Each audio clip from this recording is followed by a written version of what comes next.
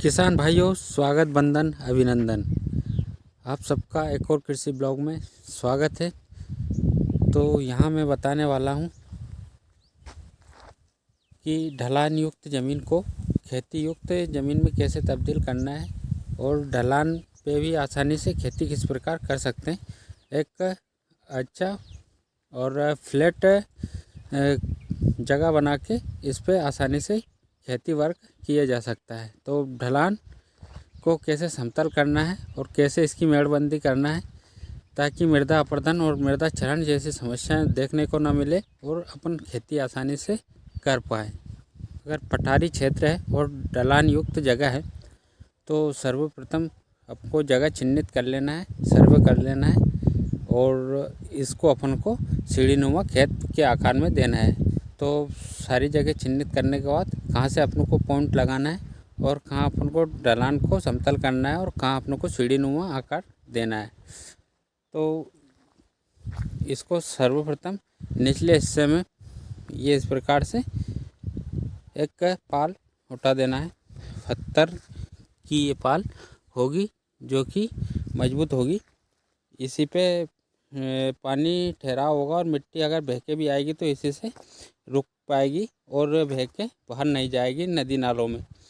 तो ये पत्थर युक्त मिट्टी पत्थर युक्त एक पाल नीचे सबसे निचले हिस्से में, जैसा कि ये टॉप पूरा उधर टॉप है और ये सबसे निचले हिस्से में एक पाल पत्थर युक्त मिट्टी की बनाई हुई है। इस प्रकार से बना लेना है।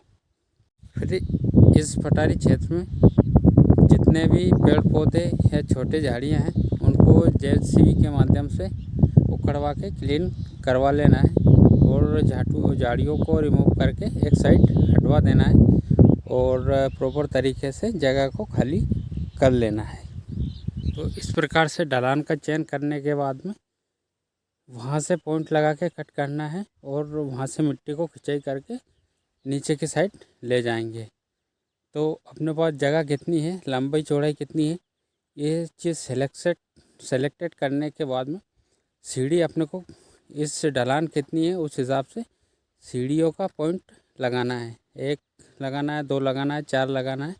इस प्रकार से पॉइंट लगाएंगे और वहाँ तक मिट्टी को ढलान को समतल करने के लिए ले जाएंगे खिंचवा के जेसीबी के माध्यम से या ट्रैक्टर के माध्यम से। तो इस प्रकार एक फ्लैट जगह अपने को मिल पाएगी। तो सीढ़ीनुमा करने से मिट्टी का भाव रुकेगा, पानी समतल होकर बहेगा तो इससे मिट्टी कटाव नहीं होगा। इस प्रकार से कट पॉइंट लगा के पूरा फ्लैट बना लेना है सीढ़ीनुमा, एक के बाद एक जिस प्रकार से सीढ़ियाँ चढ़ाई जाती है उस प्रकार से हर एक पॉइंट को सीढ़ीनुमा बनाकर खेत को समतल कर लेना है और ढलान को भी फील्ड में तब्दील आसानी से कर सकते हैं। इस प्रकार से पूरा चारों तरफ का व्यू है और इसको सीढ़ीनुमा पॉइंट में लगभग 2 से 3 पॉइंट में ढलान युक्त किया गया है। और ऐसा पूरा प्रॉपर मिट्टी खिंचवाने के बाद में इसको ट्रैक्टर के माध्यम से पिलाई हकाई जुकाई करके छोड़ देना है और समतल बने रहने देना है। तो हर एक पॉइंट प्रॉपर तरीके से समतल हो जाए ये अपनों को सुनिश्चित करना पड़ेगा और पॉइंट भी प्रॉपर तरीके से देना पड़ेगा। अब ये ढलान का टॉप एज है, यहाँ से ढलान शुरू होती है।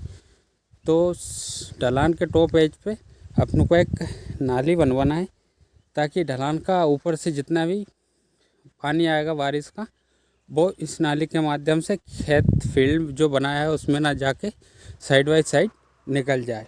और एक काम इसमें ये भी कर सकते हैं, इसी नाली के साथ है थोड़ा गहराई में लेंगे और अपनी सिंचाई का भी सुविधा इस फ्लैट पे रखना है तो उसको भी सुनिश्चित करेंगे। अब जब टॉप एज पे अपन नाली बनाएंगे एक पाल उठा देंगे ताकि ऊपर का पानी नीचे ना जाए।